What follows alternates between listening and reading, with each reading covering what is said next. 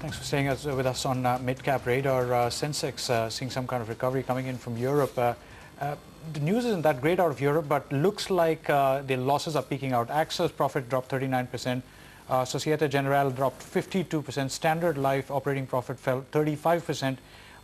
So across the board, but by and large, the general expectation, it's the end of the road as far as these losses are concerned. So perhaps that's the reason.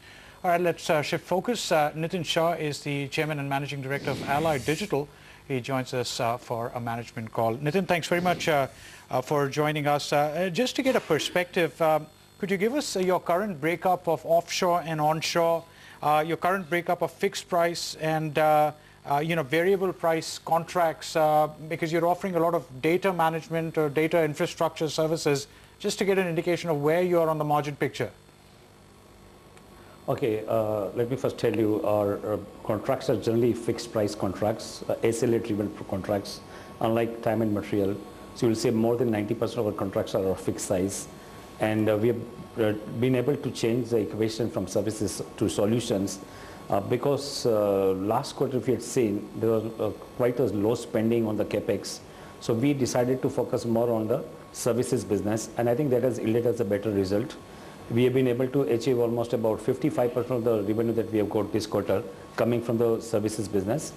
And out of the services business, I think about 40% of the business has come from the overseas market. Right. Now, precisely if I were to tell you the amount, I believe we have achieved about 88 crores coming this quarter by virtue of services.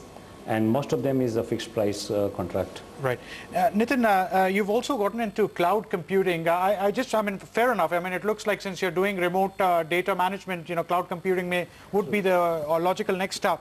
But I mean, it may sound like a new idea here. The US is full of cloud computing companies, starting with Salesforce.com down the line. What kind of margins does it really leave you? 5%, 10%, 15%?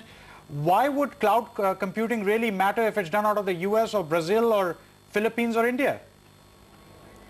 Now, let me tell you, cloud computing looks like it's easy to talk, but it's very difficult to manage that. If you're really looking upon the kind of IT infrastructure, which is actually a shared infrastructure, and the customers are being given infrastructure on pay-for-use basis. But manageability is a very big challenge and key issue. That's where we thought probably we can upgrade ourselves and then looking upon that kind of high margin business.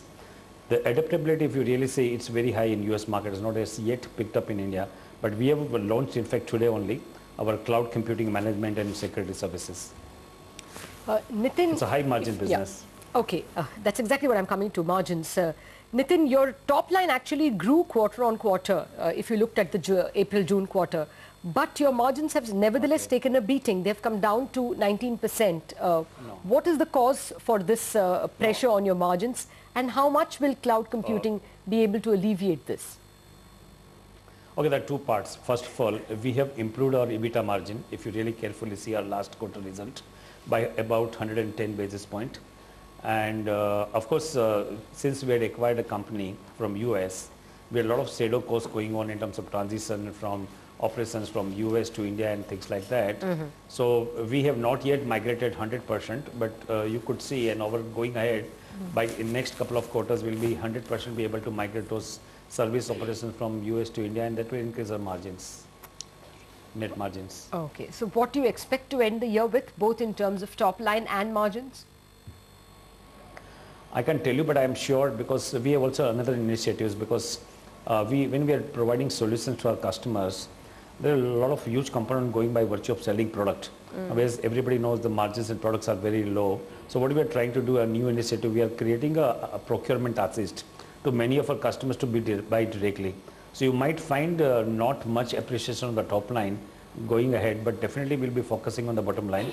And if you really look at the kind of 100% transition we do that, we probably feel about 150 basis point or something that we can add up by end of this year on our bottom line. All right. All right, Nitin Shah, thank you very much for joining us with those details.